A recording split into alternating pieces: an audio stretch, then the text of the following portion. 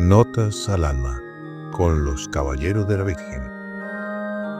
Salve María, estamos en una continuidad, estamos en un ciclo que les quería compartir de músicas instrumentales muy bellas. Y vamos a entrar directo al grano, para que a ver si se acuerdan de cuáles músicas estamos hablando. No les voy a escribir, no les voy a decir título de nada, empecemos a escuchar esta pieza musical tan bella que les quiero compartir el día de hoy.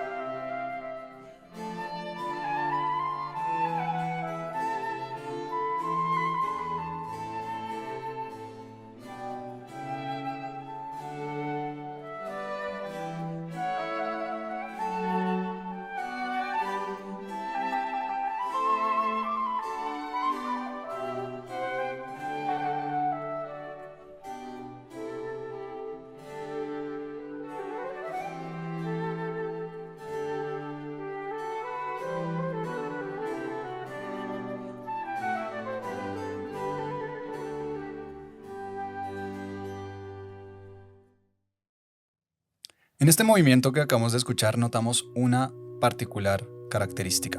Pero antes de decírselas, ¿qué música es? Estamos, si recuerdan, en los dos últimos programas hablando sobre Water Music, la música compuesta por Händel en la ocasión en que Jorge I quería hacer un paseo por el Támesis y solicitó al gran compositor Händel crear esta obra para este paseo en específico y que fue de gran agrado para él y para toda su corte. Muy bella, y que está compuesta en 3 movimientos o 3 suites. La suite en fa mayor, la gran suite en fa mayor, que pues escuchamos en 2 capítulos de hecho de este programa Notas al Alma, porque pues es bastante larga, lo dividimos en 2, y ahora estamos escuchando la segunda suite, la suite en sol mayor. Muy bella y muy suave, notamos que tiene unas características de muchísima suavidad. Y les decía, tiene una característica también específica, que es la presencia de un instrumento que no había sonado en la suite en fa y que ahora es protagonista total, la flauta. La flauta traversa. Existen muchas flautas y la flauta se podría decir que es uno de los instrumentos más antiguos que existe de la humanidad. Incluso lo podemos notar en el propio Génesis. En el libro de Génesis aparece como uno de los primeros instrumentos creados. Obviamente pues no con las técnicas actuales, ni con la perfección que se tiene hoy en día, por supuesto, sino con las limitaciones propias pues, a la época. Se creaba a base de huesos o tubos de madera, pero pues un instrumento que acompañaba a la humanidad desde hace muchísimo tiempo. La flauta tiene en esta música una nota específica de dulzura y suavidad. Tanto así que, no sé si ustedes recordarán, yo creo que la mayoría de ustedes tuvo la oportunidad de estudiar música en su colegio y el instrumento principal o uno de los instrumentos que más se utilizaba era la flauta dulce, llamada así, flauta dulce. Un instrumento de madera que se interpreta, o bueno, de madera, de plástico hoy en día, que se interpreta con las dos manos, se abren y se cierran huequitos para que se produzcan las notas y tal, y produce un sonido muy, como su nombre lo indica, dulce. La flauta traversa es una flauta que se toca de manera transversal, paralela al suelo. Se sopla un agujero que está en la boquilla y se produce el sonido a través de la vibración de las notas dentro del propio tubo. La digitación, o sea, las notas, la posición de los dedos para producir las notas es bastante similar a la de una flauta dulce. Quien les habla, pues es flautista. Yo toco flauta traversa y por tanto conozco bastante de este instrumento y por supuesto me encanta. Es un instrumento hermosísimo y pues ustedes ya aquí tuvieron la oportunidad de escucharlo más detalladamente y notarlo por su propia experiencia de lo bello que es. Händel lo utiliza muy poco, la verdad. Hay varias composiciones que lo tienen, pero él prefiere siempre otros instrumentos de viento precisamente por su fuerza. Como una de las características que tiene la música de Händel es esa fuerza, ese carácter glorioso, pues la flauta es más para otro tipo de caracteres, sobre todo en esta época en que la flauta pues era construida de madera únicamente, entonces se limitaba muchísimo al sonido, tenía una construcción propia. Incluso hoy en día existen construcción de flautas barrocas, se les llama así, porque eran las flautas de manera iguales a las que se utilizaban pues en la época de Händel. Entonces, obviamente era un instrumento muchísimo más suave que la flauta traversa metálica que se utiliza hoy en día. A pesar de ser un instrumento de metal, construido de metal, la madera se clasifica como una madera, como una de viento madera, por la calidad del sonido y del timbre. Entonces, notaremos que en esta suite en sol mayor, la presencia de la flauta es absolutamente indispensable. Escuchemos ahora el segundo movimiento de esta suite en sol.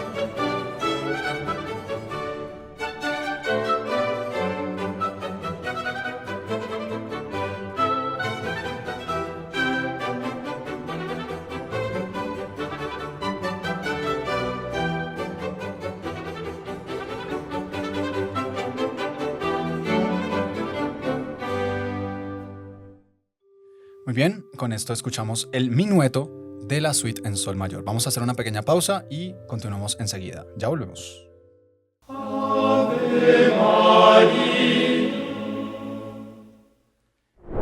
En un mundo de constantes desafíos,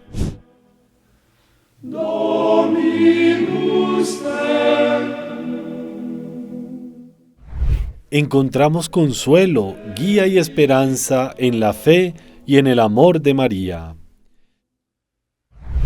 ¿Quieres ser ser parte de esta comunidad de fe y devoción, recibir mensajes que eleven tu espíritu? Síguenos en Instagram, @Caballeros de la Virgen.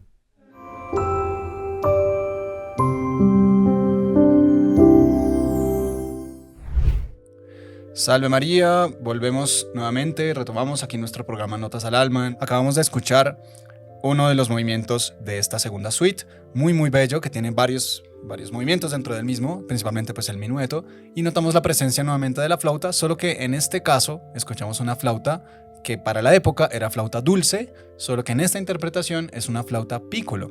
Piccolo es una palabra italiana que significa pequeño, y cuando decimos que un instrumento pues es piccolo, significa que producen las mismas notas, pero una octava más arriba. Es decir, yo toco un do, suena un do, la digitación es equivalente a un do, por decir algo, pero suena el do que está más arriba, una octava exactamente más arriba, más alta. Entonces, obviamente, su sonido es mucho más agudo, un timbre bastante más fuerte y más brillante que el del instrumento natural. Entonces es lo que escuchamos, la presencia de la flauta era una flauta piccolo. Y en el que sigue precisamente vamos a notar nuevamente también el protagonismo de la flauta, que es bien interesante porque este ya es un poquito más rápido, una danza, es un movimiento de danza que se llama rigodón, es bastante interesante. Escuchemos.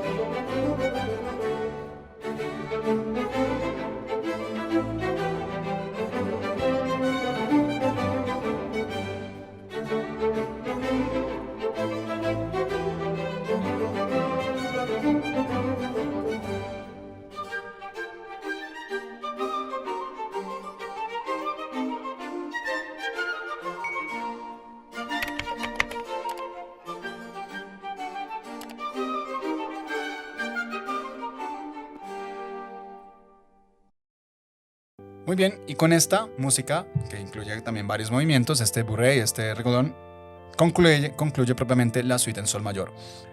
Es curioso que en muchas versiones de partituras originales de Händel manuscritas, notamos que la obra de la suite en re mayor y la obra de la suite en sol mayor, de hecho la sol mayor es un poco posterior, se unen como en una sola pieza. Y es lo que vamos a hacer hoy. Vamos a escucharlo como si fuera una sola pieza. El protagonismo de la de fa mayor, decíamos, lo tenían principalmente los oboes y los cornos franceses. En esta lo tuvo la flauta. Y ahora vamos a notar en esta suite en re mayor, que empieza de una manera muy interesante, la presencia de un instrumento que nos encanta, que nos gusta mucho, que es muy fuerte, muy bello. Escuchemos a ver si lo logran descubrir.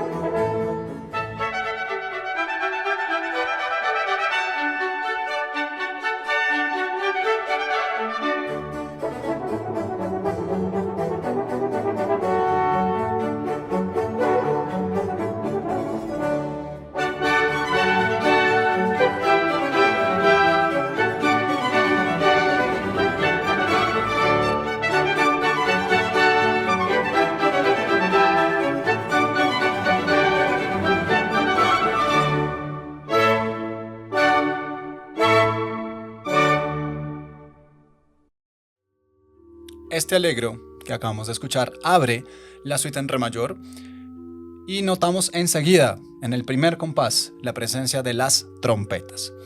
Un instrumento que no puede faltar en una composición de Händel, o sea, es prácticamente la totalidad de las composiciones de Händel que tienen presencia de trompetas. Bueno, no, es un poco exagerado decir eso, pero la inmensa mayoría, muchísimas de las músicas que Händel compuso tienen presencia de la trompeta.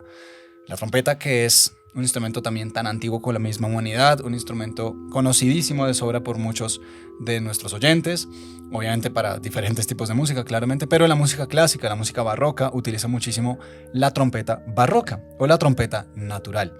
Muy similar en cuanto a construcción, como les mencionaba cuando les contaba la historia del corno francés, precisamente, muy similar a la construcción del mismo corno. Es un tubo de metal que tiene algunas curvaturas y produce un sonido muy fuerte, un sonido también un poco rústico para la época, pero brillante, fuerte, alto, de tonalidades mucho más elevadas. Y también, hablando un poco de la tonalidad de la misma música, que es re mayor, es la tonalidad propia a las trompetas naturales. Entonces facilitaba mucho su ejecución al estar compuesta de esta manera.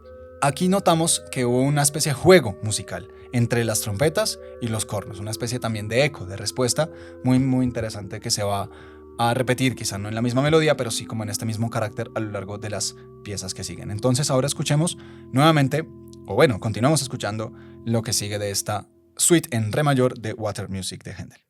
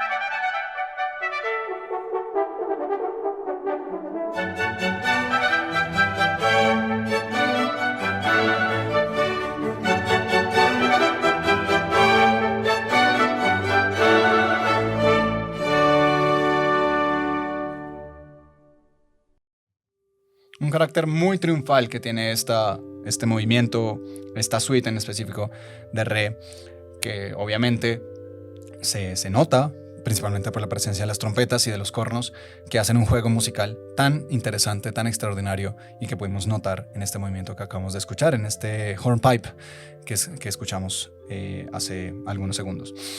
Notamos, por ejemplo, que ciertas melodías quedaban solo las trompetas, después entraban solo los cornos y después volvía a entrar toda la orquesta.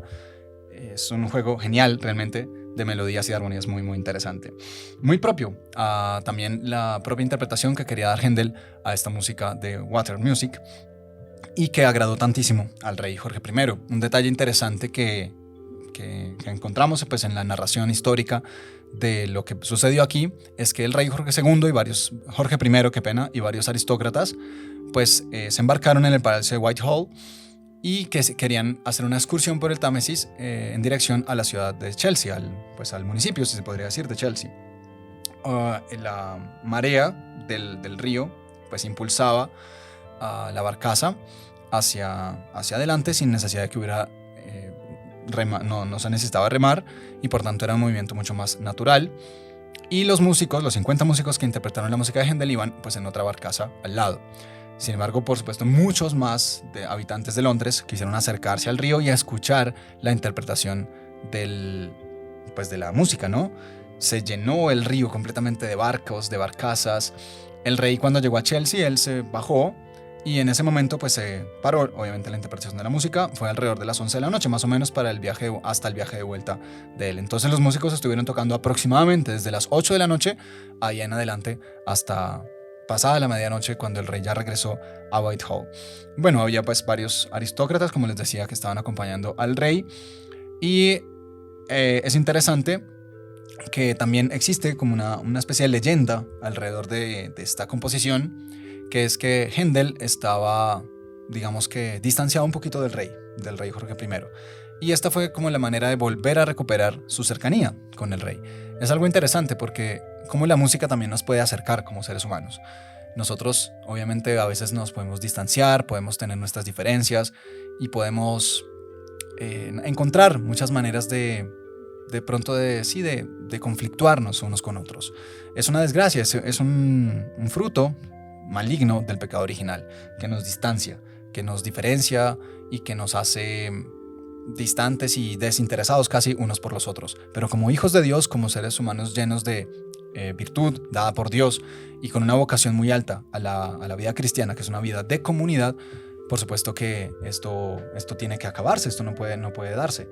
Y entre más medios tengamos para unirnos a los demás, para ser caritativos, para preocuparnos por los otros, pues mejor. Y la música es un excelentísimo instrumento en este medio. Vamos a escuchar ya los últimos dos movimientos que cierran por completo el Water Music, y con esto también pues daremos por cerrado nuestro programa. Los dejo aquí con la música.